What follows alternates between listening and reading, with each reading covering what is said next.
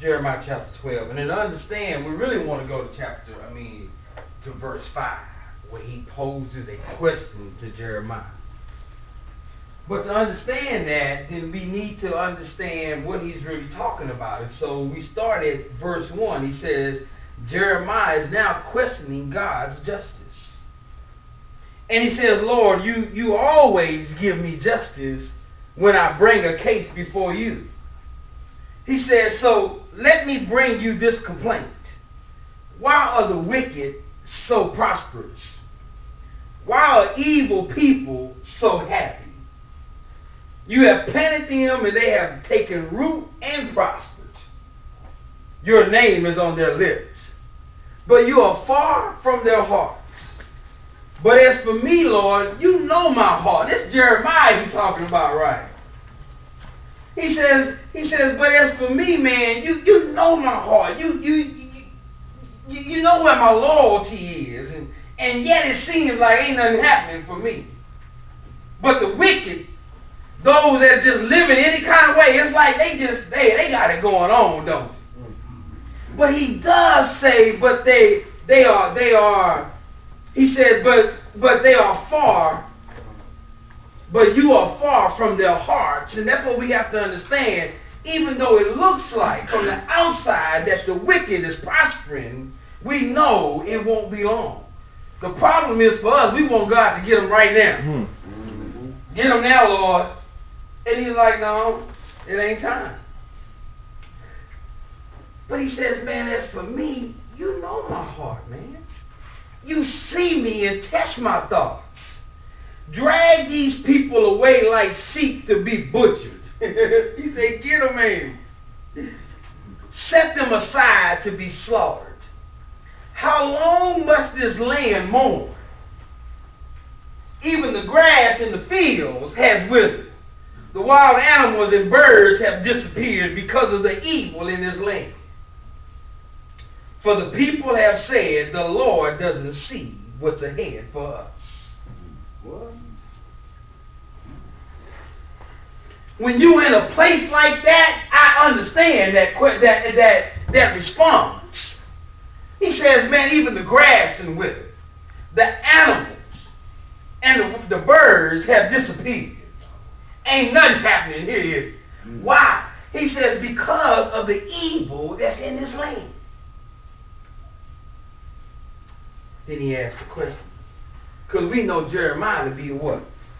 The weeping prophet. He always crying, always, as we would say, complaining.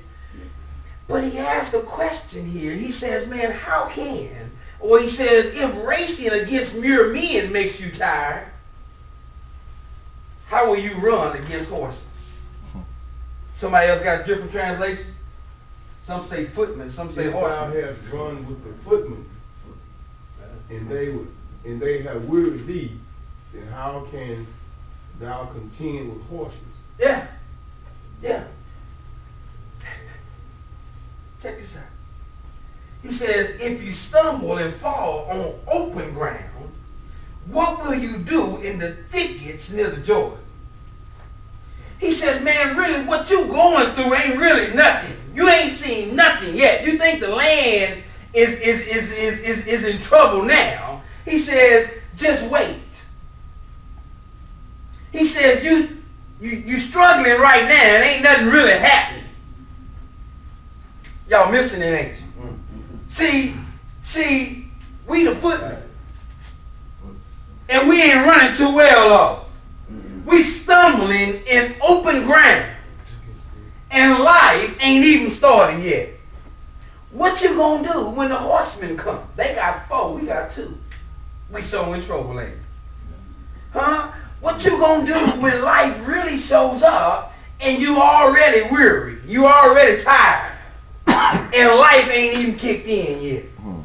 Yeah, things may not be the way you want them. Things may not be well. The land may be weary. You know what I'm saying? And we struggling, about to pass out right now. And he's saying, man, it ain't even got started yet. You might well check out right now. Give up. Tap out. 3 and you can go out. Step out.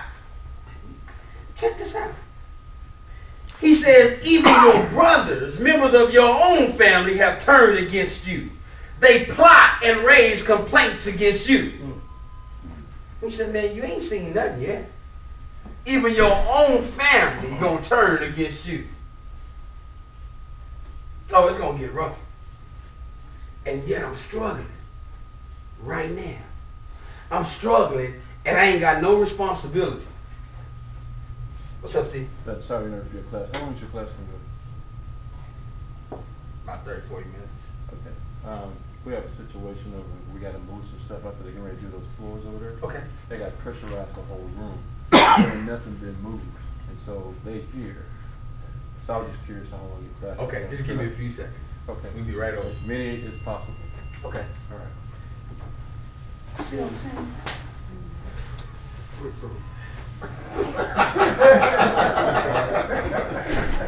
We thinking life just going smooth, we on open ground, and then here comes some stumbling blocks. But what do you do when the stumbling blocks hit your way?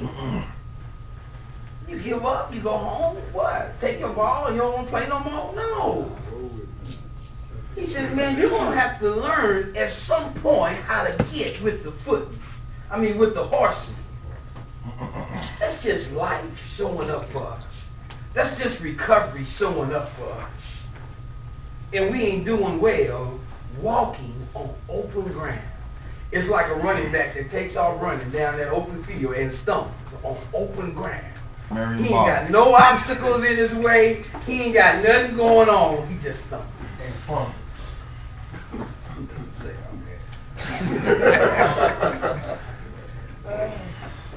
Here he says God is waiting to do wonderful things for those who simply trust and obey him. And we know that's who Jeremiah was. He let him know, man, you know my heart. Man, I'm loyal to you. And yet it seems like. He says when we reject God's program, we automatically choose the world's rules for life and consequences that accompany it. You know that? See, we want to choose the world's rules, but we don't like the consequence that comes with the world's rules.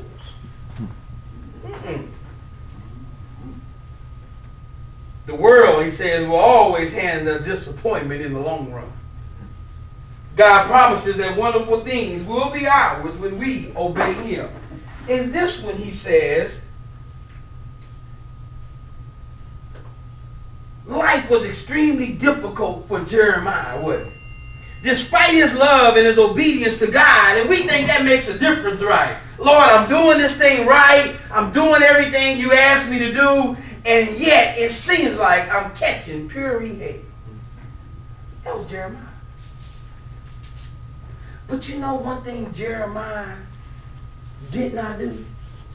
Is he did not waver from that which he knew to be true. He didn't waver. He complained. It got to the point sometimes he was like, man, he's gonna go in any minute. But you know what? He hung in there, did he?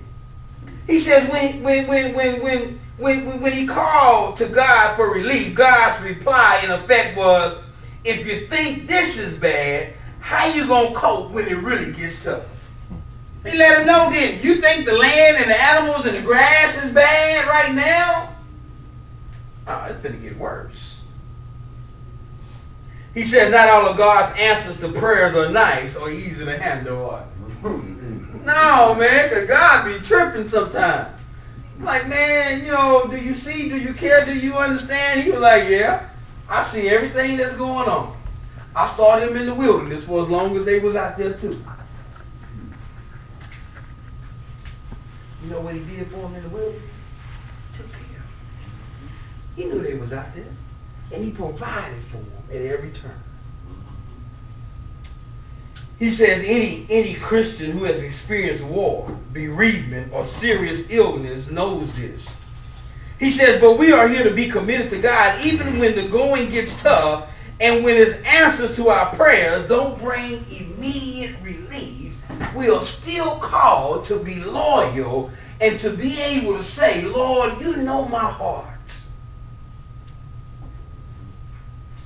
And understand that as Christians, And as recovering addicts on this road, life ain't always gonna fit us. Sometimes we're gonna have to learn how to adjust in the middle of the play. Like a quarterback, sometimes you gotta get to the line and look around and realize, okay, we can't run this one. We're gonna have to go another way. The problem is some of us have no playbook. No audibles.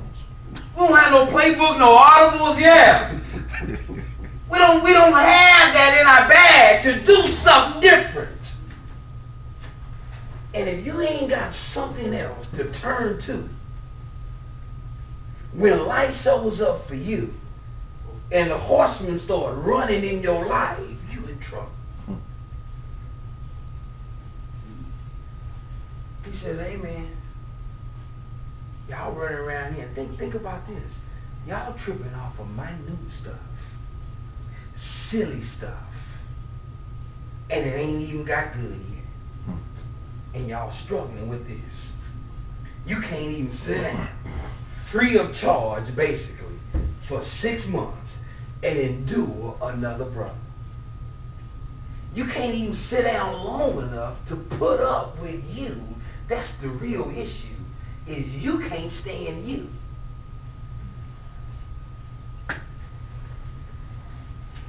What you gonna do when you can't even run among mere men? What you gonna do when the horsemen show up? What you gonna do when the enemy shows up? It's an open field right now. We stumbling. What you gonna do when responsibility kicks in? Life kicks in. The free will of choices kick in. Because I figured out that free will of choice is not free. It comes with a price. We talked about that, didn't we? Comes with that. The world rules comes with consequences. And we running among footmen. And ain't even got to the good part yet. Amen? Amen. Let's go move this stuff. Our Father, take my